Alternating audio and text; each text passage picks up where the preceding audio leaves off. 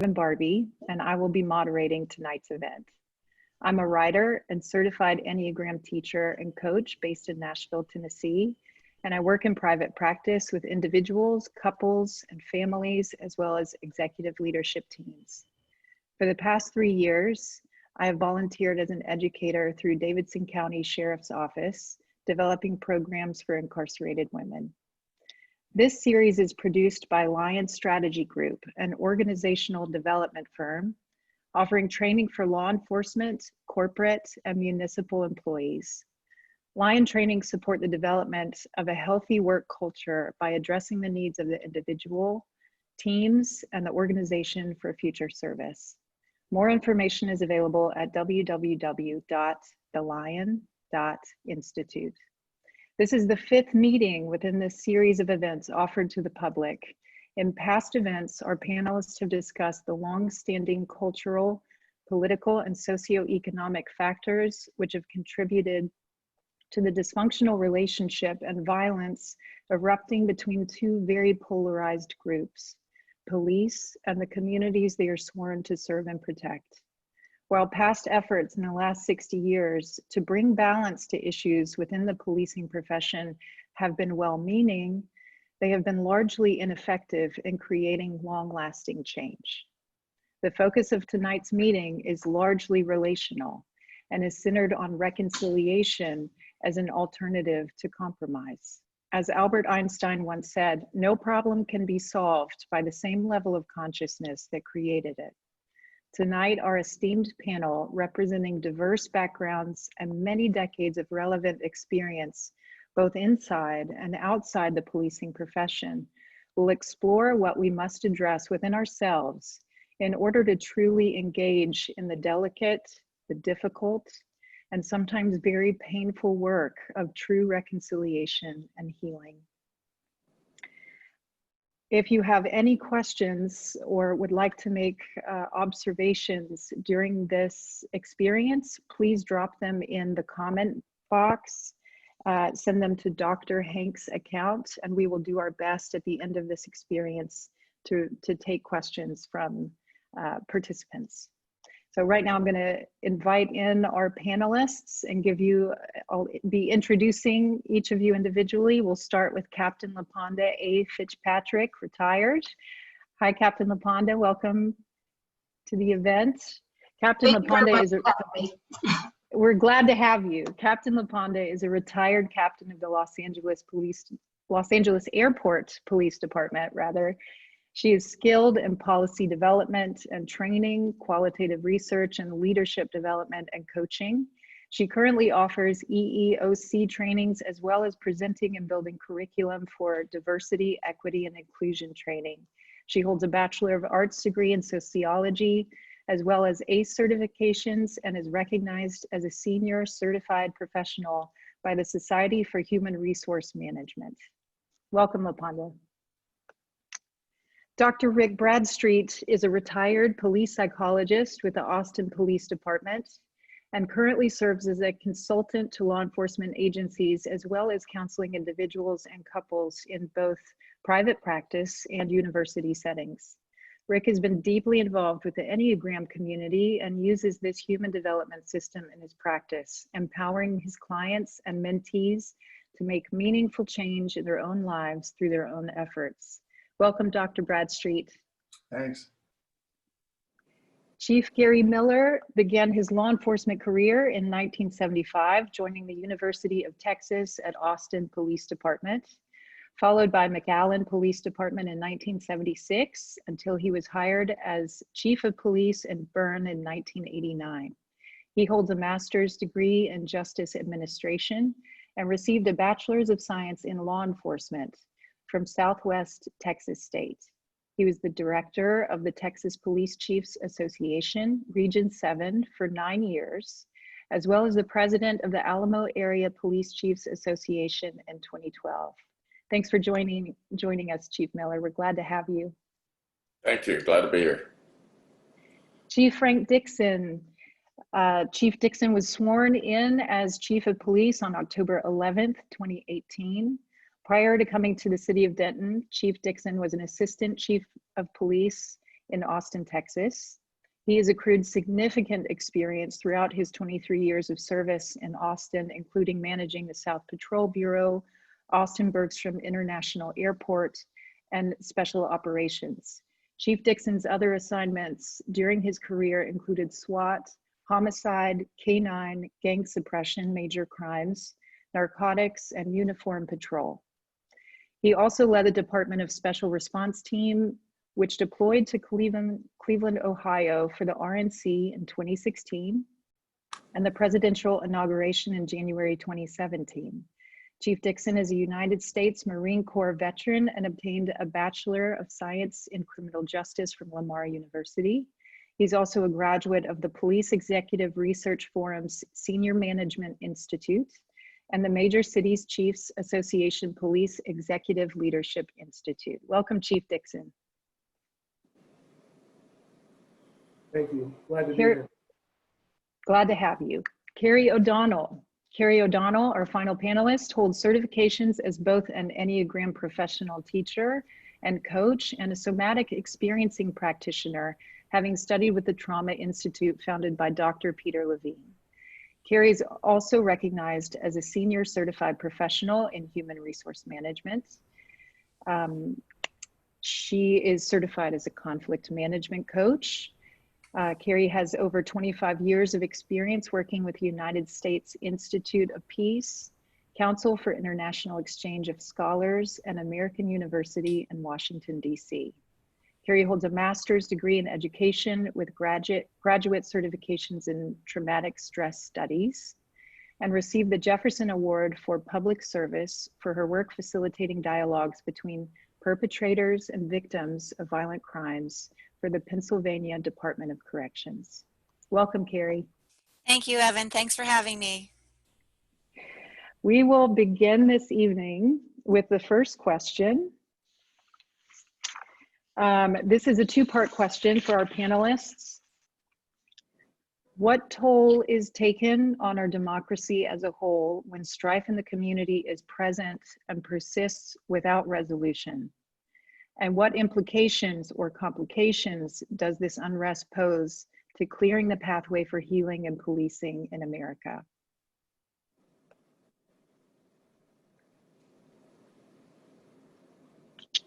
Do you want us to just start, or are you going to call on us? I just start if you feel as though you have something you'd like to share. Okay. Well, you know, when we speak about policing, they are the medicine for a disease. They come to us trying to manage what our communities and our society has created, disparities in wealth, health, and education. So when those are not taken care of, they are now expressed outwardly: crime, domestic violence, homelessness. So all of these things that we as law enforcement have to address, because we are the 911, right? We're there 24/7, and these services have now been taken away, makes it very difficult, because we're like in this perpetual Groundhog Day.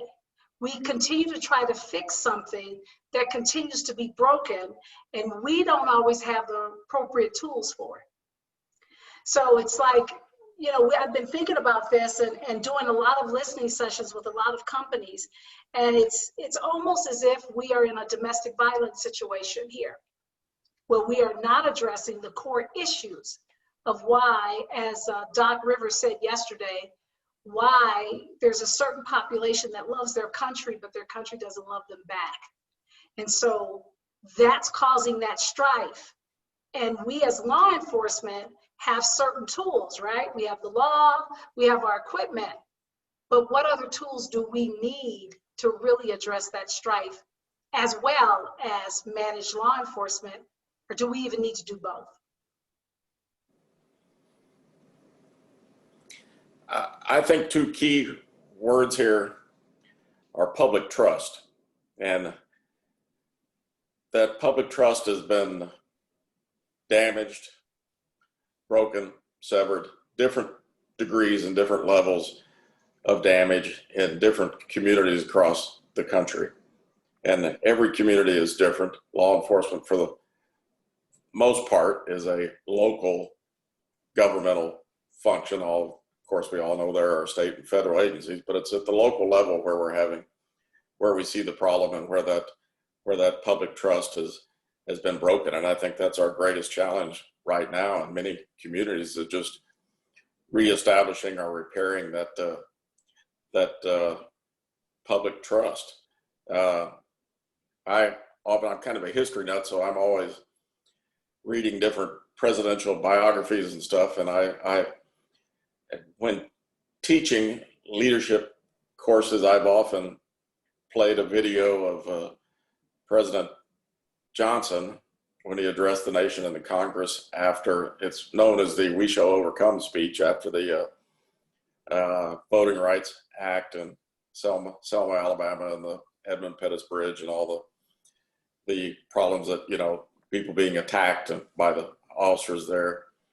And he starts that speech off with speaking tonight about the dignity of man and the destiny of democracy. And I think those two go hand in hand. And in certain communities, there's a certain segment of the population that we have no longer treat with the dignity that we do other segments of the population. And I think that's led to a lot of the damage to the public trust.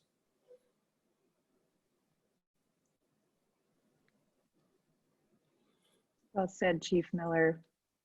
Would anyone else like to weigh in? So I'm struck by a couple things. One, historically, like Chief Miller was talking about, the American democracy was originally not inclusive. You had to be a white man and you had to be a property owner in order to vote. And it's only been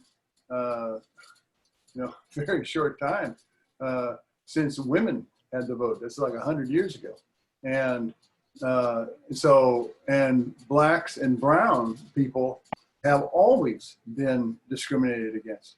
And it's not I haven't read the book Caste yet, but same lady who wrote Warmth of the Migration Story, Warmth of Other Suns. Anyway, point is that we are at this point, I'm kind of hopeful, because at this point, this disruption that's happening in our culture, it's finally taking hold.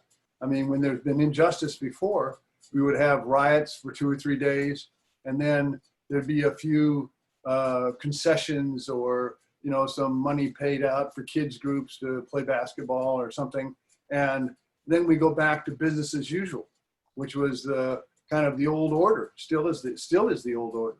And so this time, I think there's a number of things that are working for us that are likely to be more effective.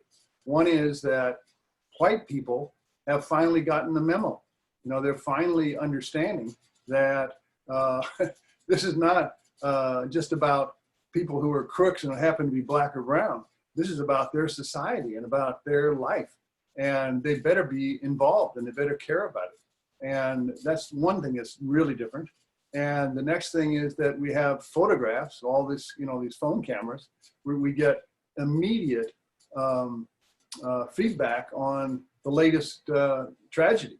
And we don't have to wait for police departments to, get through with months-long investigations and so forth. They actually get to see, and it becomes a public issue right away that that something's going on that's wrong. And so I think that really has been a benefit. I think most disruptions can be really promising. They can create a reordering of what's, what the old stability was.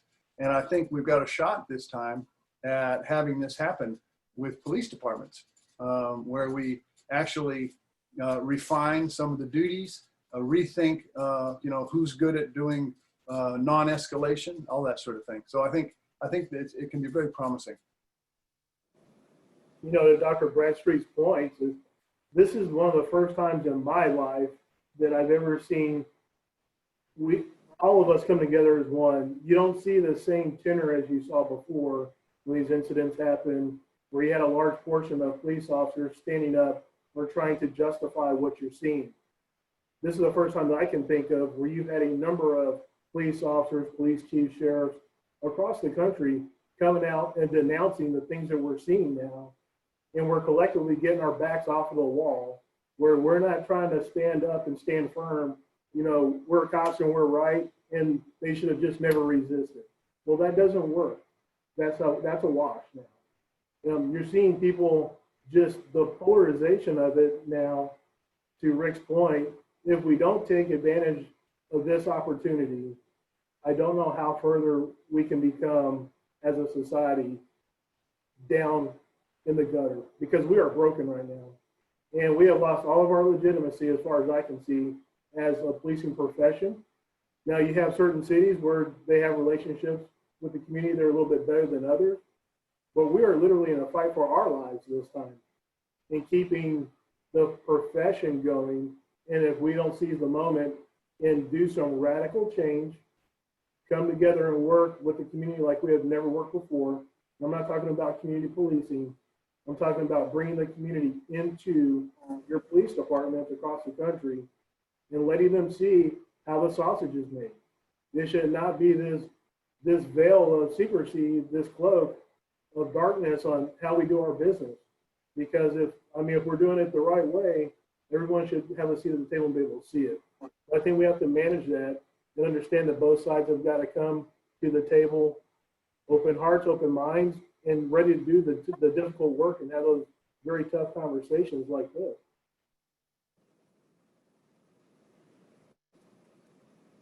Well said, Chief Dixon. I can say from my perspective, you know, I am very new to the issues surrounding policing in America. I have the privilege of being in relationship with a couple of panelists on this call and dialoguing about that, but I'm kind of representing the public here that only sees what happens on Twitter and Instagram and what is on the news channel that I watch. So there's a big piece here, a burden of responsibility we have as the public to also educate ourselves. So moments like this are so important, and I appreciate that we're all gathered here to discuss. Yeah, so I just want to jump in and say some of you know my history. I was arrested for an assault on a police officer. And so from my perspective, from the videos that we watch, the scenes that we see of people being shot in the back, and from my own experience, there's an overreaction. The police are acting way out of proportion to what's actually happening in the present moment. And this has everything to do with the nervous system.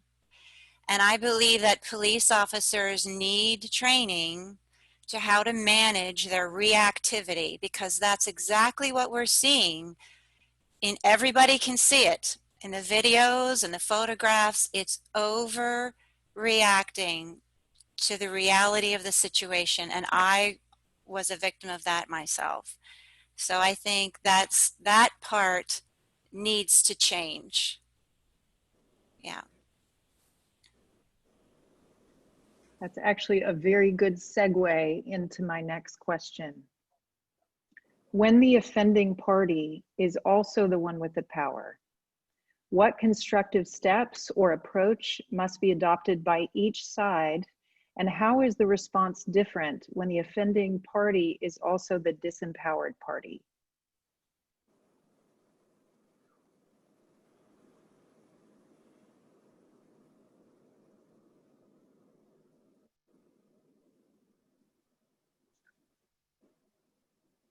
So I'm not sure what that means when the offending party is the disempowered party. I'm not sure how to interpret that, but I think there are several principles of power in general.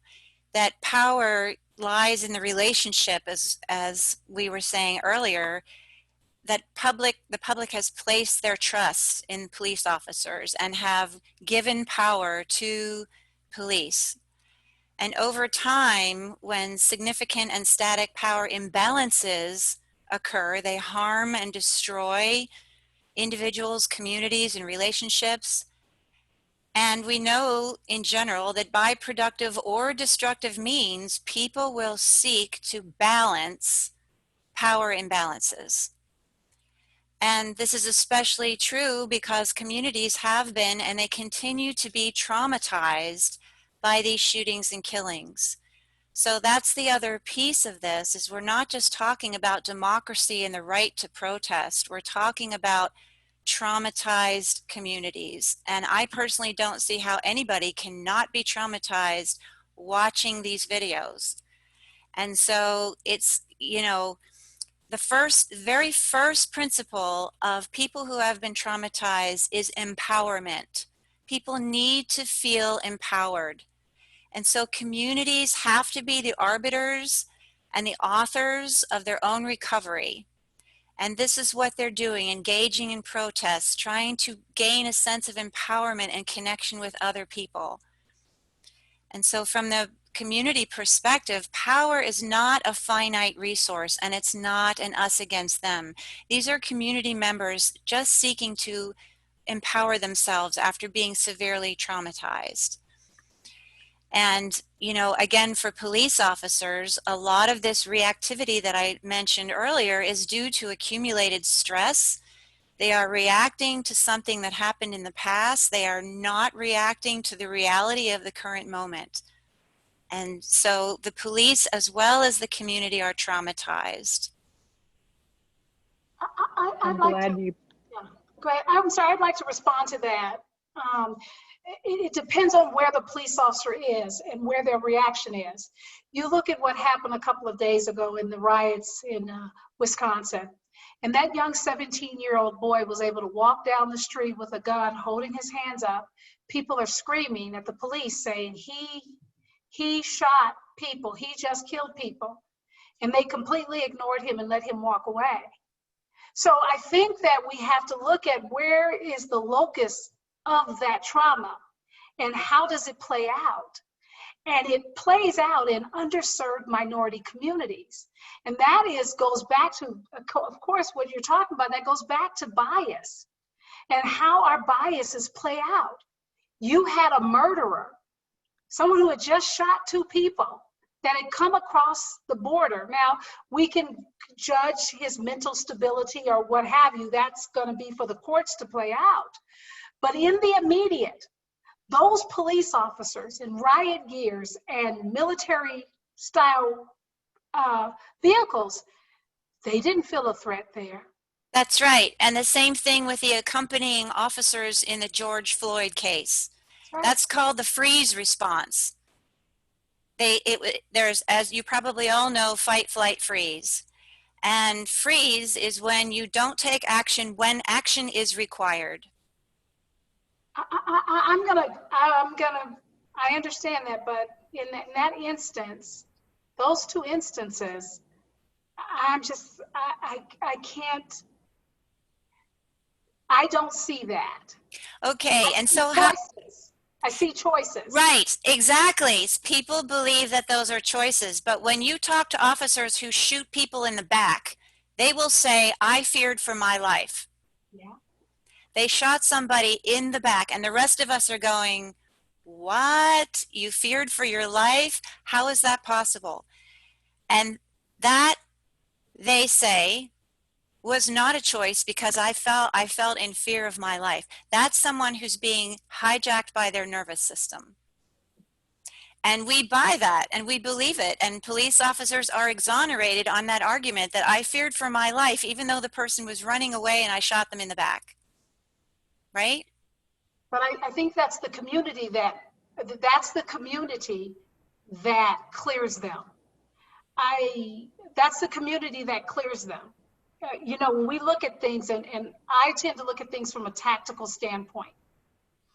So I'm going to look at it always starting with your tactics, because when you go back and you look at a myriad of these incidents, they start with tactics, right? And they start, where did it tactically go off the rails? That they were in fear. And I think more so, not in fear, scared. And I think that they become scared. And they are more scared. And we know fear is helpful in the right amount. But I can't a freeze response when you have people that are telling you that this man just killed 2 people. Yes. And you're having a conversation with him, that you take no action and you let him go because the looters that you think are attacking him are that way. You don't stop doing your job. You just bypass that person. So I want to know more, because I don't see that as a freeze. I see that as a choice. And I've seen it in my career many times when I've gone to book a white person and I can't book that person because they were white. Let's just give them their own recognizance. So that's what I'm struggling with. I'll just be honest with you, because you look at what happened for 8 minutes, well, 9 minutes now, and some odd seconds. You can't tell me that officer froze for that long. I don't see that. And having been in a situation where I almost killed a 16-year-old, but that's me, right? And that's people that see that. But I find that difficult, that you would freeze for that amount of time, or you would not even, after a shooting has occurred, you would not address that. If you are in that state, then and I teach a psychological resiliency course, so I understand cumulative stress overload. I know it's hard. I do. But I just find those 2 incidents very hard to believe that it was. Yes, that's a great point. So it's about distinguishing between when are we being hijacked by the nervous system and when is it a choice. Excellent point. Yes.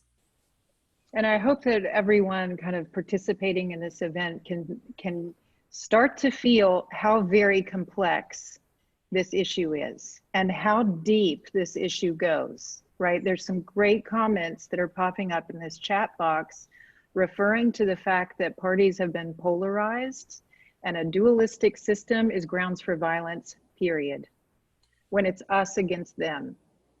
So I want to kind of redirect back to this question of power. Who holds the power in the moment?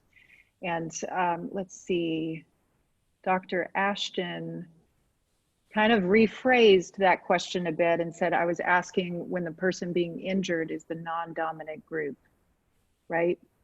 Do we manage the offense differently based on how that group or offender, whoever's doing the violent act, how much power they have? Is that clear for the panelists? Well, I would hope that the individual officers have some level of humanity in them. And I always try to not preach, but to remind the guys and gals that work for me, just follow the golden rule. I mean, it's as simple as that. Treat others as you would want to be treated.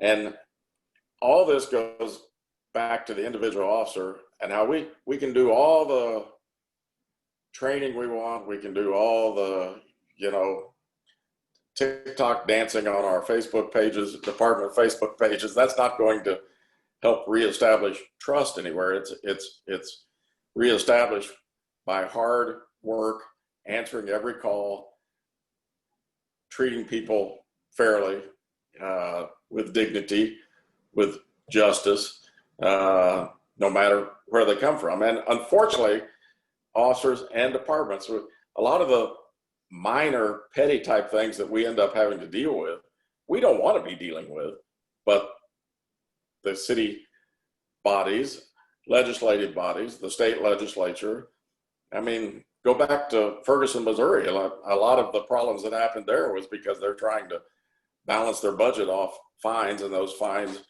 end up going on the back of people who are the poorest in the community.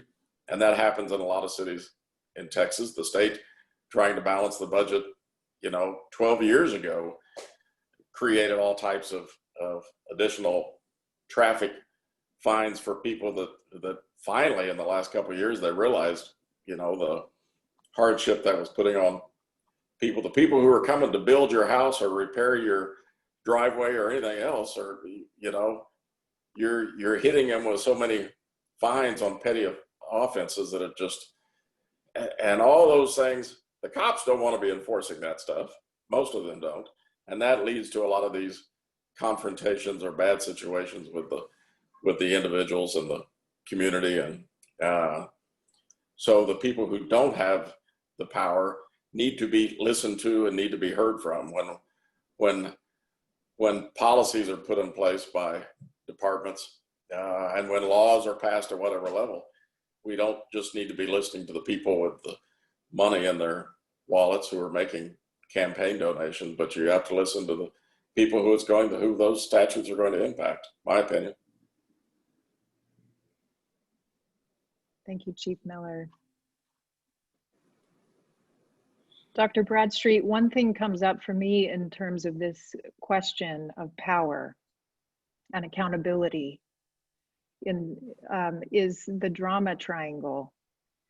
How a colleague of ours actually with T&E said, you know, and I'm going to be careful and pause before I said this, because I do not mean this to be in any way victim blame at all. But in this kind of dysfunctional relationship in which America finds itself, particularly in this context, the victim can very quickly trade places and become the perpetrator. So how do we kind of safeguard ourselves, Rick, no matter what we've experienced or where we stand on either side of the line, and approach this with awareness?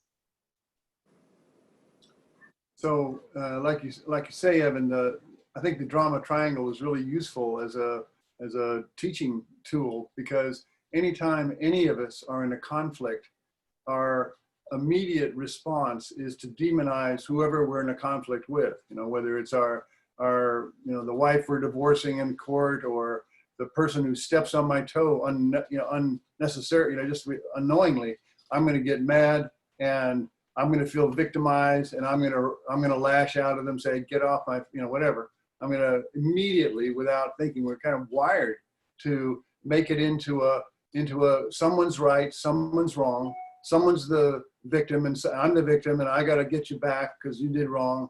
And then it just gets traded back and forth.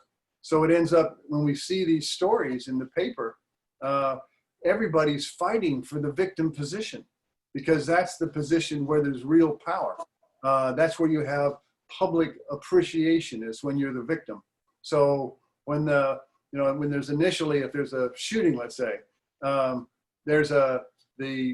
police are initially, they shoot them, so that then all of us in the public go, that's terrible, it's terrible. And then the police, not insincerely, but go, well, I was frightened. I had to do it. I had to protect myself. And so they're the victim. And then we're really it just becomes kind of a drama football, as opposed to actually getting down to what's real. And check out the next time you have an argument at home. It'll be, you're initially the victim, then you're the righteous perpetrator, you're criticizing, and then someone tries to step in and settle it all, and they get in the middle of it. And so the only way out of that triangle is for someone to say, okay, let's do X, let's try Y.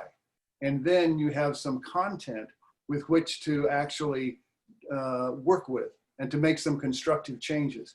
Otherwise, it's just name calling and trying to get the publicity to look good or look like a victim in these kinds of conflicts. And we're all hardwired to do this. And not like everybody is hardwired to do this. And the issue is, can we slow it down?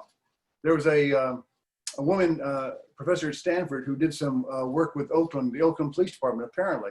And she was working with them on the issue of these pretext stops, where a police officer has a hunch that someone may be, doing something wrong. So they make a stop. And that, as you know, and often leads to violence and, unnecessary violence on the part of the police. But anyway, what they did was they asked the officers to ask themselves, before they made that stop, do I have some intel on this particular driver that makes it a good shot, a good likelihood that this person is, you know, a good person to stop. And supposedly just creating that pause in the officer's eagerness to, you know, make a possible stop, reduced the stops on Black citizens in Oakland by 43%, and did not result in a crime rise. In fact, the crime continued to be reduced. So that kind of technical intervention, where you ask people to slow down the hunt, so to speak, really made a difference. You know, can I go back to a question? And I want to ask the panel this. In these situations, can the police be a victim? They think so. In the system? They believe they are, sincerely. You know. But no, that's not, I'm not asking whether they believe it, but can the police be a victim?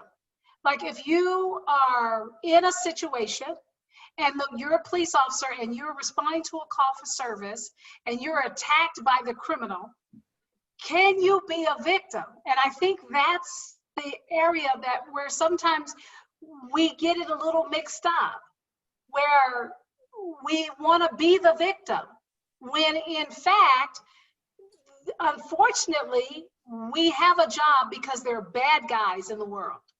There are people that don't want to follow the rules. There are people that want to go outside of community standards.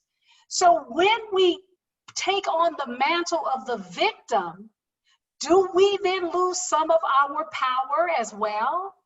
Do we now try to put ourselves on the same level as the community we're serving? And I think at some point, doesn't that kind of muddle the waters a little bit? It goes back to it, and maybe it's different, but 36, it's a whole lot of years ago.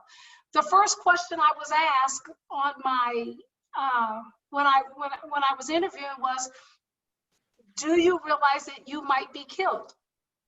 And then the second one was, does your family realize you might be killed? And then the third one was, under what circumstances would you take someone's life? And the question was always when they know that what they're doing can cause them to lose their life. That we have to have this mutual agreement that what you're doing at this moment in time can cause you to lose your life. So that in my head, I'm saying that. But if we now become the victim, what happens to our authority? And now we're putting ourselves in a non-trained person's shoes. We're trained. So I'm just, that struck me. And I was just curious about that, because I love what you said, and it makes sense, you know, that I think that might be some of the problem between the community and the police. I find that fascinating.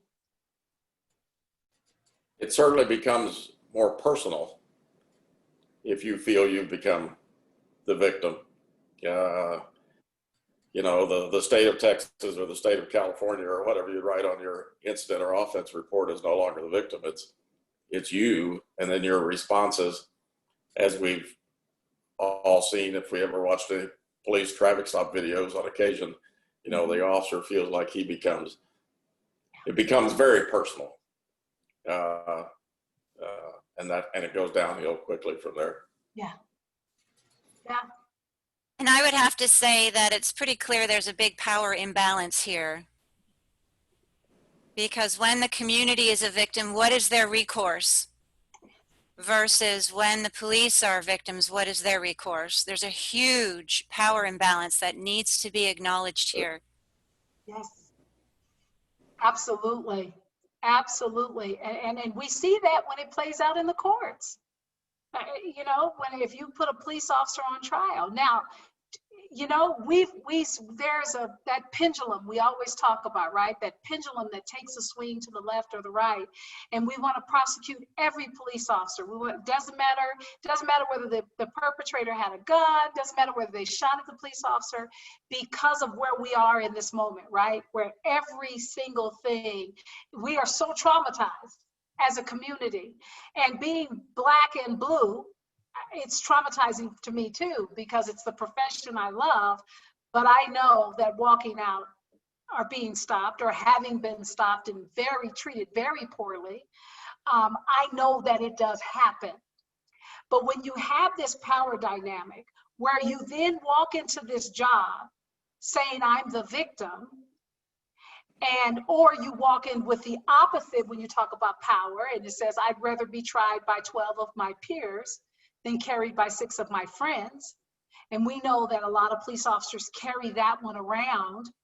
You wear that victim, you're either a victim or a hero. And neither really fits your job. So how do we now reprogram that to where you are a public servant that chose a very hard profession where people don't like you? Did you like your mom telling you to stop playing video games and clean your room? Nobody likes rules. I think everybody on here, there's a rule you do not like. And some people abide by the rules because they're afraid of going to jail. They're afraid of the consequences. And others are not. But I don't think we as police officers can really put ourselves in a victim role. We lose our legitimacy. Thank you, Chief LaPonda. That's brilliantly said.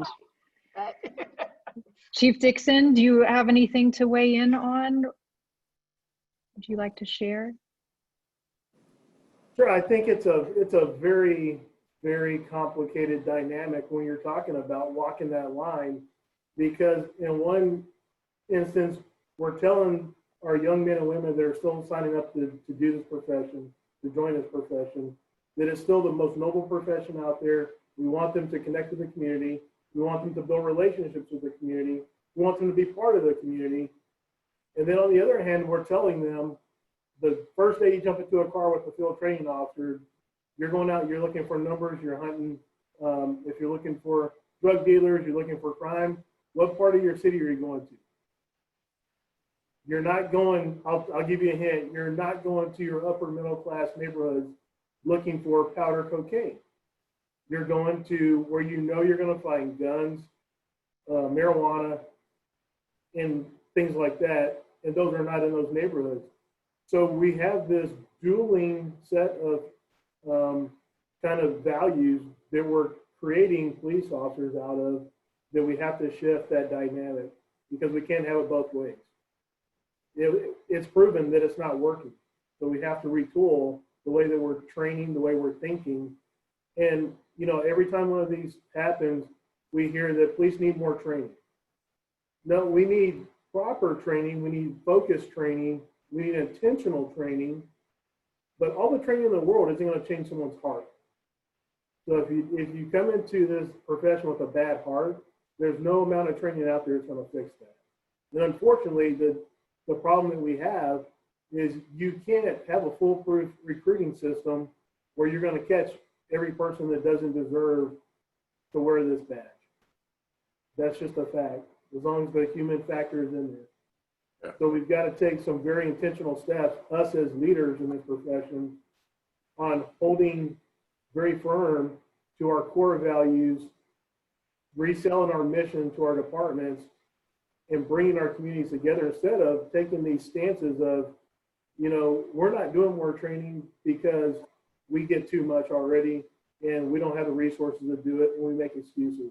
And then next year we're sitting back here again.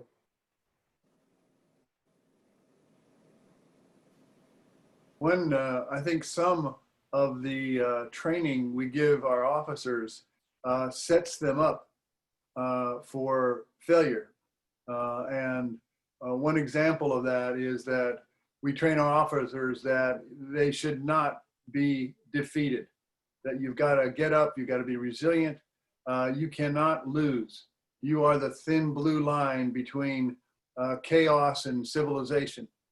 And so there are a lot of cases where officers are thrown off balance and are genuinely frightened, and they don't know what to do. But what they do know is they cannot afford to lose. And so what happens is they end up escalating to deadly force too fast. A really good example of that is the Wendy's killing, with that guy that was asleep in his car, and the officers talk to him for 20 minutes or so. Then they try to, I guess, arrest him, and he wrestles away. He's a big guy. He wrestles away and starts getting away, and they shoot him down. And I didn't interview the officers, but I am 100% certain that that was a competitive instinct that said, you are not going to beat us.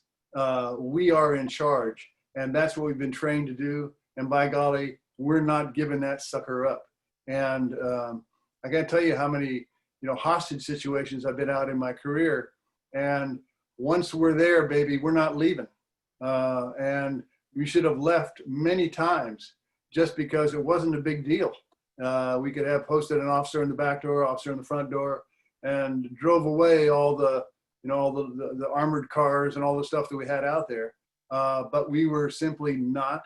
That was part of it's part of the culture. That's, its intention is really it's good intention, but you really got to have the ability and the willingness to discern, when do I back off? We got another day to do this. I mean, there was a big, 4, 5, 6 years ago, it was a big issue about chasing people who were speeding. I mean, not just speeding, but, crooks. You know he's a crook. He's escaping. Do we chase him or do we call off the chase? And of course, the chases were causing crashes and dead civilians and all that. So it was a no-brainer to stop the chases. But it took like 2 years to get people to stop doing it, because it's like a dog chasing a car. I mean, it's like once you're in that chase and you want to get this bad guy, you don't want to give up. And so we continue to do it. I mean, it's hard. Again, it's hardwired, and you've got to train for that feature in order to get people to have the option not to dominate, not to, and be able to back off. Yes, that's exactly right. And it goes to Ms. LaPonda's conversation that we had earlier. How do you distinguish, right? How do you discern? And how do you get your nervous system to a state where you can be present and grounded in the present moment, so you can see what's actually happening and you're not being hijacked by an ego structure, right? And I love what you said, Dr. Bradstreet, and you as well, Dr. O'Donnell, because I go back to the Wendy's situation. They had his car. They knew where he lived. They had his driver's license. They had it all. And, I know he had the taser, but the taser appeared to have been spent. And it was one of those situations where you go, just by, being open and honest, my husband's on this call as well, and he is a retired sergeant with the Los Angeles Police Department. And I recall him coming home, and he drilled this mantra into me, because when I was a young officer, I broke my elbow chasing a suspect. And he constantly drilled into his officers, there will be another day. Is it that important? Is that drug bust, or is that person, is it that important? You look at the shooting that happened, I think it was in somewhere in South Carolina, where the guy had paid his child support, and he goes and runs, and the officer chases him, shoots him in the back, and then allegedly drops the taser. We have been taught, I think it's not only ego, but I also think it's embarrassment. Because I can tell, I lost an officer because of that, but he was protecting all of us. But he did a fatal mistake. And that fatal mistake cost that beautiful and the face of our organization, cost him his life. And you wonder, how do we teach? After that, in Southern California, he was decapitated. Okay, so let's just be real. This is a real thing. There are bad people out there that kill cops, and we know that. He was my best friend. So I come to this space with this still on my heart heavily. But we also know that after that incident, the next week, there were some LA County Sheriff's officers who were in the same exact situation, and they remembered what happened to Tommy and they let it go. They said, we know where that person is. We're not here. Take our car. We'll get it back later. We're not going to lose our life. And so how do we train them? I mean, a real bad guy, you're not going to let go. You got a murderer, child molester. You've got all these. No, you can't let them go. But as you said, Dr. Bradstreet, a traffic violation, a minor situation, even in this Kennesaw shooting, and it appears that he had a warrant, a domestic violence warrant, but he also had three children in his car. Imagine if one of them had been hit. So so how do we train officers to do that? And then how do we then say, but if we always think three chess moves down the road. Well, what happens if? What happens if they go and kill somebody? Are we going to be held responsible for it? What happens if? And so we think that way as well, but we don't, as Dr. O'Donnell says, how do we think in the moment? How do we think what the value is in the moment? And that's very difficult. It's very, very difficult. One of the dilemmas in training is that people who are in charge of doing training of police officers feel personally responsible for having them come home safely at night. And so they just, of course, Austin, along with other cities, but Austin, where I live, it's in the middle of a big storm about training and about this and that. And a couple of the outside consultants who wrote reports on the dilemma are they're naming training fear in training. And what that means is they in order to try to protect officers, they run through a lot of scenarios. I mean, the one that I remember from the day is a guy is standing away from you at about 15 feet. He's got a knife. Can you draw your gun and shoot him if he comes running towards you?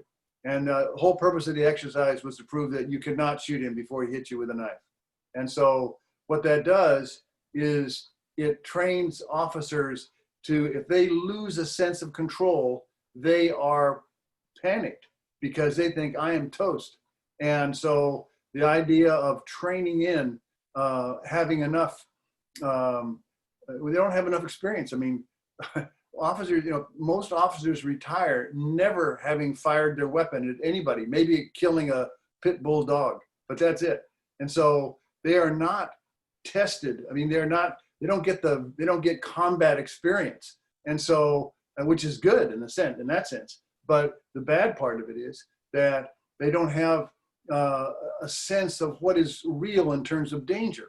And they've been trained that think of everything as what could go wrong. And one of the problems is you can always think of something will go wrong. And so that's the safe thing to do, is to expect the worst. And that triggers officers. But you look at the changes in shooting at moving vehicles, and how officers used to stand right in front of a vehicle and shoot at it. And when they stopped, they said, no, you have to first move out of the way. And then if you move out of the way and the vehicle is still a threat, then you can shoot at it. And the shooting of moving vehicles went. Right. That was just great. It went down. So is it a combination of training and policy, but appropriate policy? Nobody wants to the police officers say you're handcuffing us. No, but is the appropriate policy? Are there some policies that say, you look at the pursuits. and how the deaths from pursuits went down when they said, A, we're not going to pursue for just speed violations or traffic violations, and B, like we did in Los Angeles, where at the end of every pursuit you had to have a supervisor. And it reduced the excessive use of force, it reduced liability, it reduced crashes, it reduced all of these things. So how do we now do that? Because we do train them to be prepared for the worst, but we don't train them to be prepared for the best. That when there is this cooperation, or how do you talk? You know, we were hired to really talk people into compliance, right? And all these extra tools are just in case they don't follow our rules. And then we were trained, if they don't follow our rules and there's no deadly weapon involved, then we do a use of, we put our hands on, right? The twist, the wrist locks, you know, the pressure points, all of those things. And then we got the tasers, right? And so they says, well, you know, well, I don't want to put my hands on because I might get hurt, so I want to use a taser. And then when's the last time anybody used their baton? And I know that after the Rodney King incident, officers were afraid to use their baton, but I do know that I'd rather get a well-placed knee shot from my baton than shot 7 times in the back. I think when you're LaPonda, you bring up, sorry, go ahead, Chief Dixon. I think when you're talking about trying to merge policy and training, is that a lot of times we spit out policy without the appropriate follow-up training to go along with it. And one perfect example of that is the duty to intercede. That's a new hot thing. Yeah. Duty to intercede. Well, how many departments are running scenarios where officers are faced with that dilemma of having to step in and stop their partner from doing something?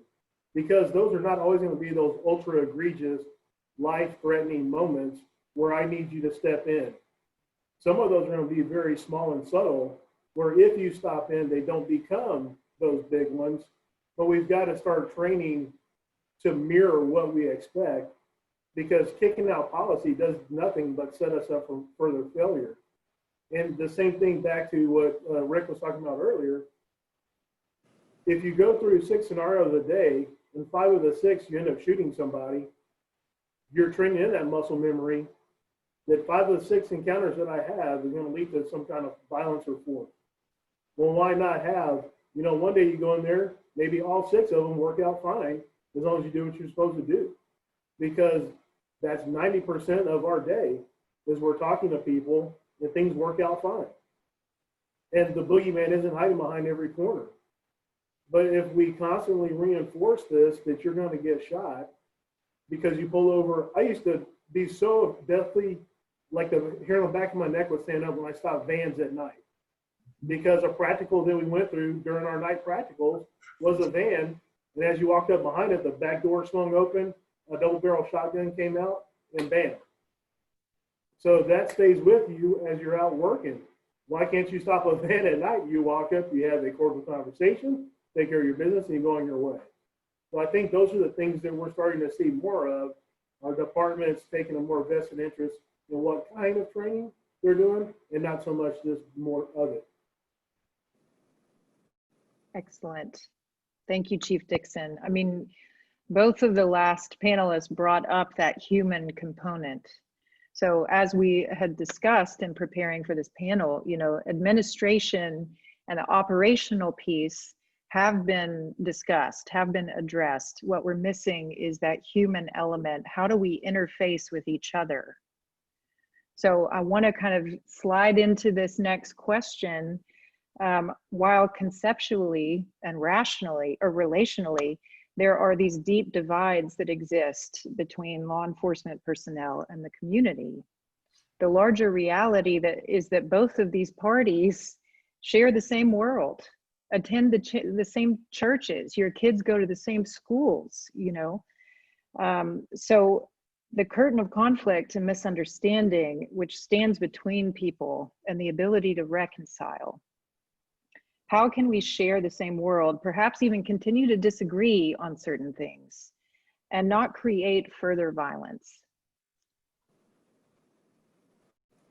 Are you talking about the police officer and the offender, or two offenders?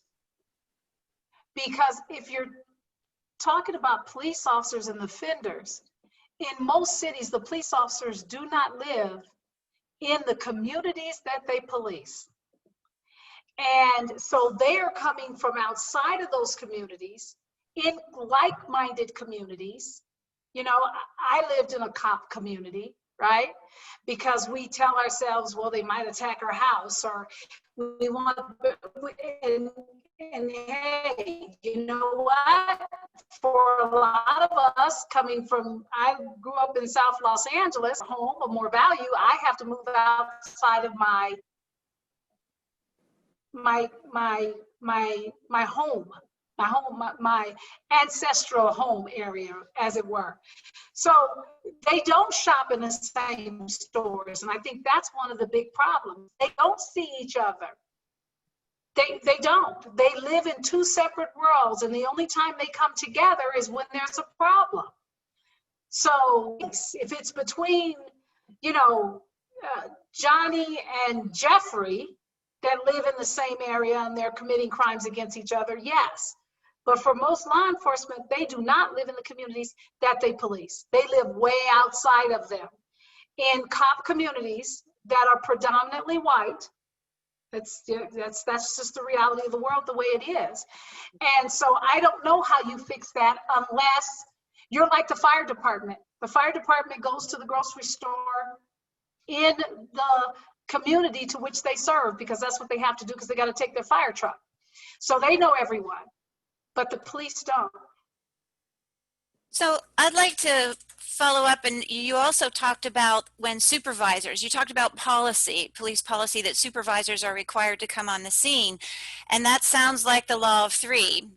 So there's the affirming force, the denying force, and the reconciling force. And in that particular policy you talked about, with a supervisor coming on the scene is the third force between affirming, denying.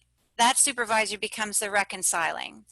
And so, you know, I do a lot of victim offender mediation for the Pennsylvania Department of Corrections, where victims of violent crime can request to go into the prison and meet with the person who did the crime, and I mostly work on homicide cases. So if I were to extrapolate that model to the larger community, and I would also introduce the law of three there as well. And so I think, you know, when we talk about how do we reconcile, how do we transform this conflict, you know, if I use that model, there's clearly the community has been harmed. I think there's no question about that here. And the police have been causing this harm. And so each side, each party needs 6 things. They each need 6 things. And the third force can come in and hold the space so that those 6 things can be allowed on both sides. And I'll just outline them very quickly. For those who have been harmed, they need to have answers as to what happened. Why did it happen? What will be done to prevent it in the future? What if it happens again? That's, you know, that's the head center. Then number 2, they need the opportunity to express their feelings. This is the heart center, right? Express their feelings and have them validated. Number 3, they need reassurance that what happened was wrong, unfair, and undeserved, that someone got shot in the back. I'm sorry, it is wrong, unfair, and undeserved. Every way I look at that. Number 4, the people who have been harmed need to feel that justice has been done and the responsible parties are held accountable. Number 5, the people who have been harmed need to gain back a sense of control and power over their lives, and particularly to restore their trust in the police and restore the legitimacy that to the social contract that we have with the police. And number 6, the community needs to feel safe. For those who have caused the harm, there are also 6 items that we need to hold the space for. Number 1, they need to take responsibility for their actions. Number 2, they need to regain a sense of self-esteem. Number 3, they have a need to make up for what they have done directly to the community which they have harmed and with dignity. Number 4, they need to face the consequences of their actions. Number 5, they need to be able to express remorse to those they have harmed. And number 6, they need to be able to change. And so this is my experience when I do dialogue, reconciliation between offenders and people who have been harmed. That's the model. And so as you can see, there's a lot that needs to be done on the side of the police to be able to take responsibility, express humility, their humanity. We keep talking about where's the heart in all of this. The 3 centers, the head, heart, and the gut instincts. We talked about police operating on gut instincts. We talked about them, rule of law, but where is the heart? And this process introduces that third force, the heart center, the human piece that's been missing in all of this. So I just submit that process, which we do, at an individual level, extrapolate it out to the community and restoring and repairing and reconciling. You're kind of talking about a restorative justice on a community basis with the police department, what it sounds like. Yes, and I do think it introduces, as we've all been talking about, that third force, the human force, the heart, the emotion. I think when police talk about they're the thin blue line between chaos and order, what they're talking about is in their own left and right hemisphere. The left brain is linear, logical, linguistic, letter of the law. The right hemisphere is emotional, contextual, spirit of the law, right? And from what I see, police don't want to deal with the emotions here. So they're the thin blue line between the rigidity of the left brain, linear, logical, linguistic, and the right brain, which is chaos, emotional, contextual, spirit of the law. And the idea for all of us is to reconcile those two, to integrate those two. It's not maintaining that thin blue line between rigidity and chaos. It's about finding ways to integrate the two, because rigidity by itself is dangerous and chaos by itself is dangerous. So it's more about integrating the two together than about maintaining that thin blue line. Maybe because President Obama's name was attached to the 21st century policing report, there was a lot of suggestions, and then that no matter what president's name was attached to it in our country as it is right now, half the country is not going to pay attention to it. But there was talk of using guardians, the police department, the police officers becoming guardians for the community, as opposed to what we had been in the past, a different outlook, a different view of what our job was. And I also talked about restorative justice, which seemed to me what you were describing. Yes, and that's done on an individual basis, with the offender, but you're kind of expanding it into a restorative justice with the community in itself. Yes, and I also very strongly believe that police officers can be taught the skills to integrate their own left and right brains, to integrate the chaos and the rigidity in their own brains. I think that's huge. And also to learn how to manage their reactivity and in their nervous system. But don't police officers start off with that? They start off with this empathy of saying, I want to protect the community. I want to be a protector. They start out from little kids saying, I'm going to be a police officer because I want to protect the community. And somewhere along the way, they revert to protecting themselves at all costs, as Dr. Bradstreet, as Dr. O'Donnell has said. So how do we now restore that empathy that allows people to have restorative justice, that agency? I mean, how many times have we heard a police officer tell someone, shut up, right? I don't want to hear what you have to say. I'm talking. I'm saying this. So how do we now bridge that? How do we bring that back? We bring it back that you're doing this for a purpose. You believe that this is a higher calling for you. because everyone won't do this job. Let's just face it, everybody's not going to do it. But it is a job. So you are getting paid, and we can't never forget that the community that you're serving, those tax dollars, they don't come out of, they're not manna from heaven. They're coming out of those people's pockets. So how do we now bridge the left and the right brain with the restorative justice that Chief Miller is talking about, and getting police officers back to saying, you know what, this really is a darn good job. And there really are some really good people out there that deserve to have really good service. And there's mostly good people out there that, police officers, I think, is very, I don't know, the complexities of explaining to them or retraining them to understand that you can be guardians 99% of the time that you're out there working. You don't have to be hovering up there in the low to high black all the time, or at least in the high red, just ultra vigilant all the time because everybody wants to hurt you. That is something I think we can get to, and not in such a long time, right? We can do that in pretty short order. It's reinforcing the fact that you are part of the community that you're serving in. It's okay for you not to be okay. I think we're seeing that with more peer support, mental health, mental wellness programs for our cops, because what we're seeing some of these manifestations of is them going from seeing a dead baby to seeing a horrific car crash, to seeing a sexual assault, to seeing a murder. And then they stop you on traffic at 10 o'clock at night, and you question them one time, why did you stop me? And it goes downhill from there. So we've got to take better care of our police officers while we're sending them out there to do this job, to take care of the community. Because if we don't take care of them, there's no way that we can expect them to take care of you.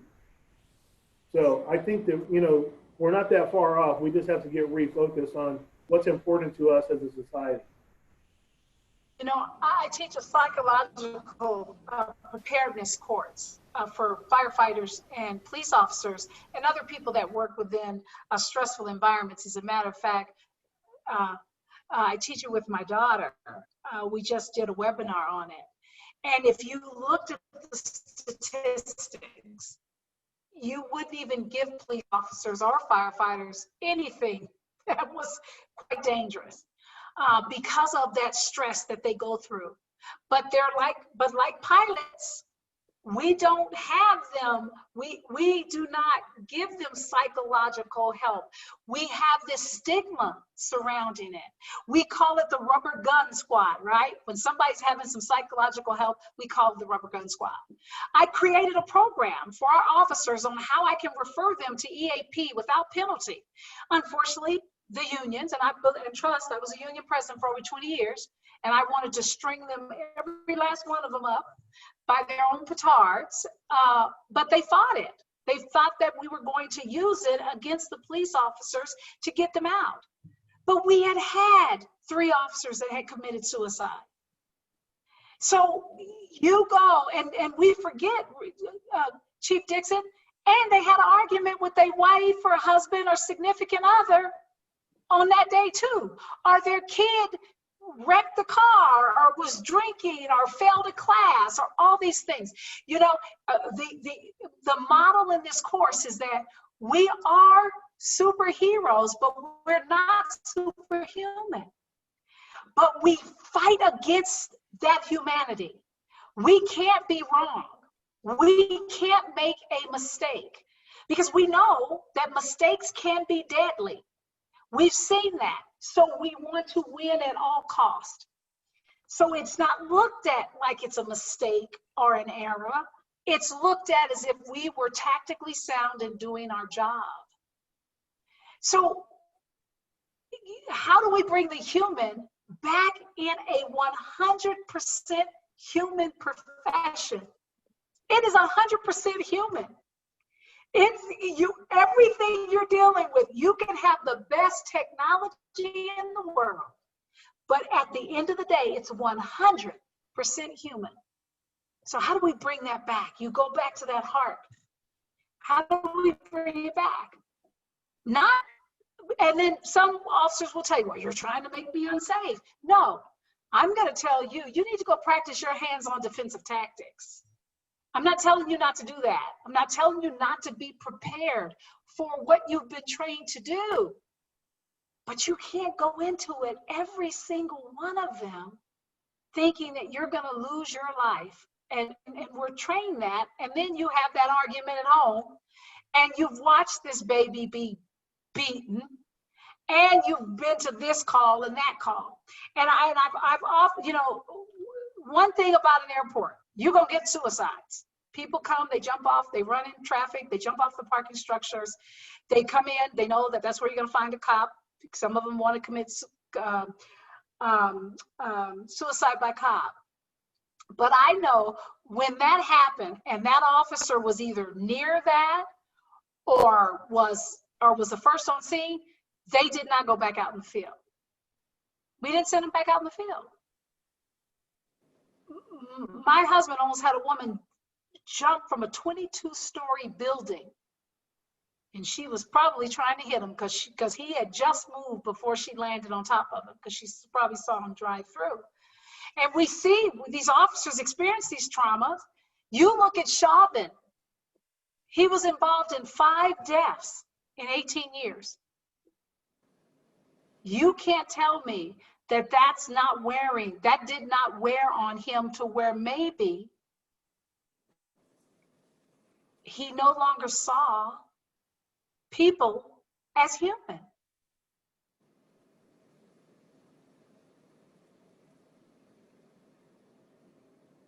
And when I That's teach worth that class, pausing for. yeah. And when I teach that class, the officers and the firefighters, they come up, oh, we don't talk about mental health. There's that stigma, and we are losing police officers and first responders at 5 times the rate of our general population. And you will have police officers that will kill themselves around the anniversary of events. You will have them be there one day and the next day they're gone because no one said, are you okay? And if they did, they deny it. They say, I'm fine. I mean, And they say, you're fine. Twice Exactly. as many officers kill themselves as they're killed by bad guys. I mean, That's right. astonishing. Absolutely. Traffic collisions and suicides. But we don't deal with those, right? We don't practice for that, correct? And we drive, but people still do 4 to 5 in trail on a percent.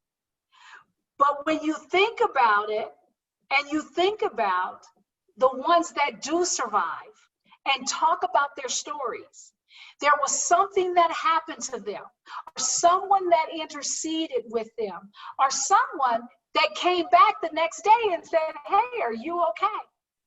See, this can't be a one or done. None of this is a one or done.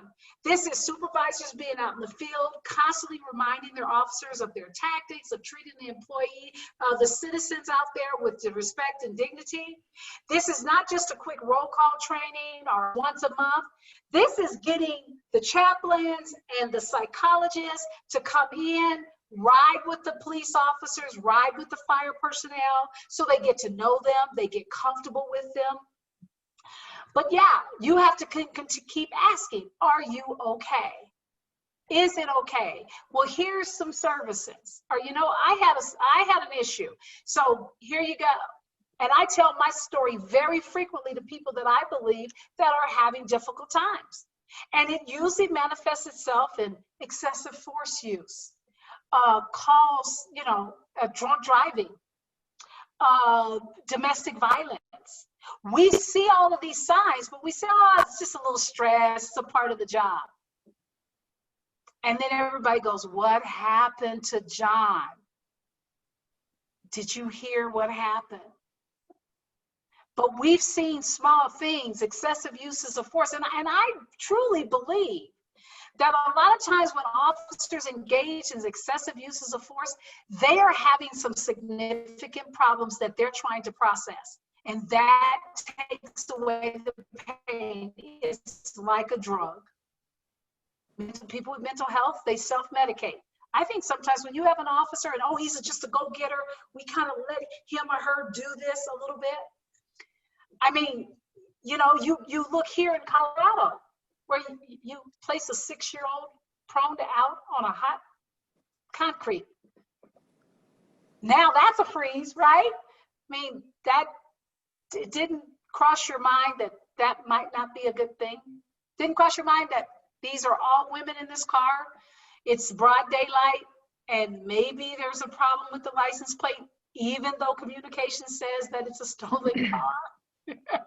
You know, and we've seen this before. We know that those license plate readers are notorious.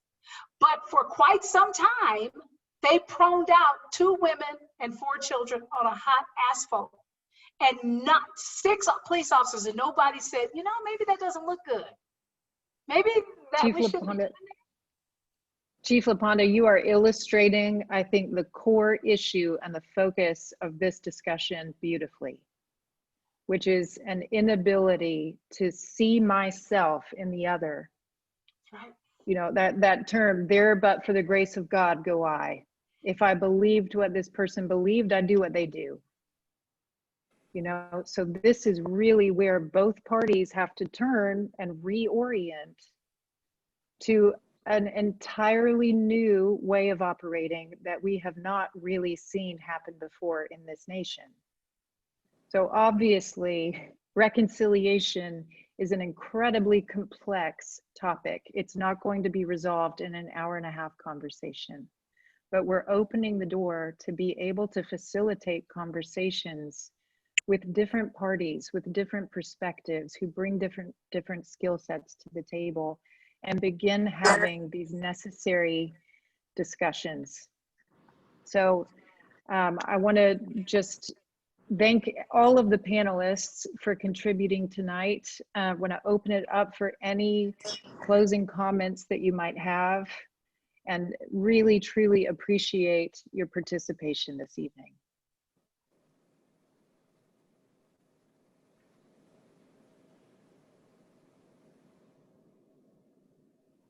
I enjoyed hearing from all the panelists. I think we have to. The deal in Minneapolis was so clear cut. You know, in the past we've had these incidents that you see on video, and that half the country believes it was bad, the other half doesn't, because, you know, it just wasn't that clear cut. That one was so clear cut. I think it kind of galvanized everybody, and then all these others following right along behind it. And we've started, my organization, we've started having, Chief Dixon was talking about having to change the way you train, and we've just started having the smaller departments easy to do it in, but after action reviews for these incidents that weren't even our incidents, but they're on video, and you can train, sit down and talk with your guys and talk it out. So what happened in Atlanta doesn't happen. Why does it take 42 minutes to decide if that guy was intoxicated? If you were going to arrest him for DWI, why'd you let him get in the car? Why'd you have him drive the car to go park it? I mean, there were so many tactical issues in that situation. But I think Dr. Bradstreet is right. You know, or whoever mentioned it was just kind of an instinct. It was, I have to win this situation when that guy took off running. But unless you have those discussions, you can't just put out a policy and expect people to understand it and follow it the way you want it to be followed. So you have to have those, I'm just calling them after action reviews for incidents that don't even happen in Bee Cave. So my final comment, I've enjoyed it. Thanks. Thank you, Chief Miller. Kerry or Frank, Rick, you want to weigh in? Yeah, so I just want to thank you for the opportunity to be on this panel. It was really great to hear everyone's perspective, and I really enjoyed it, and thank you so much. Thank Me you, too. I Kerry. enjoyed being on and enjoyed hearing everybody. Good to see Frank again. It's been fun. Yeah, I agree. It's good to see Rick and my old chief, Gary Miller, used to keep me safe in BK. And hearing from everybody, I mean, it's a really good discussion. The thing that gives me hope is if you can have this cross section have a discussion like this, there's no way that we can't bring individual communities together. It just takes some understanding, some education, and just a lot of hard work, a lot of grit. But I think we can get it done. And now's the time. Glad you're out there modeling it, Chief Dixon. Chief LaPonda, any closing statement? Well, thank you for the promotion, but I just say it's such a great job. Being a police officer, it's like no other job out there. It is a phenomenal job. And the overwhelming police officers do a phenomenal job. But we also have to understand that it's, you know, the stain on one is a stain on all, because we all take that oath. So I learned so much from you all, and it's great to hear that people are doing it the right way. Chief Miller, Chief Dixon, you guys are doing it the right way. You know, you are really taking this to heart, and that's what it's going to need. It's going to need leadership that isn't afraid to do it the right way and be damned with politics or whatever, because you know it's the right thing to do. So we have to have that reconciliation, because we cannot live without police officers. There are bad people in the world. But remember, we get our authority. You know, what is our old Peel, you know, Sir Robert Peel. Two things he told us was, one, that the people give you your authority, and two, the absence of crime is proof that you're doing your job well and not just arresting people. And we've got to change how we do our job. And we've got to get kids, and we got to get DARE back into the class. We got to get police officers back into the classrooms early on. Thank you so But much. thank you guys. Just in closing, I'll read something. I began reading a book by a researcher named John Cacioppo, who's researching the impacts, the physiological impacts of loneliness on individuals. And in this book, he references Henry Melville, who was a 19th century preacher, and it seemed appropriate for this talk. We cannot live only for ourselves.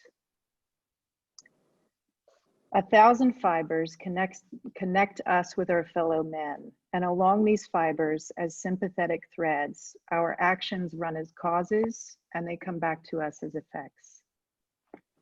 So please join us next time for the next installment of this series. Again, thank you so much to Line Strategy Group for facilitating this really important evening. Thank you again to all of our panelists, and for those of you who participated viewing this experience. Have a great evening.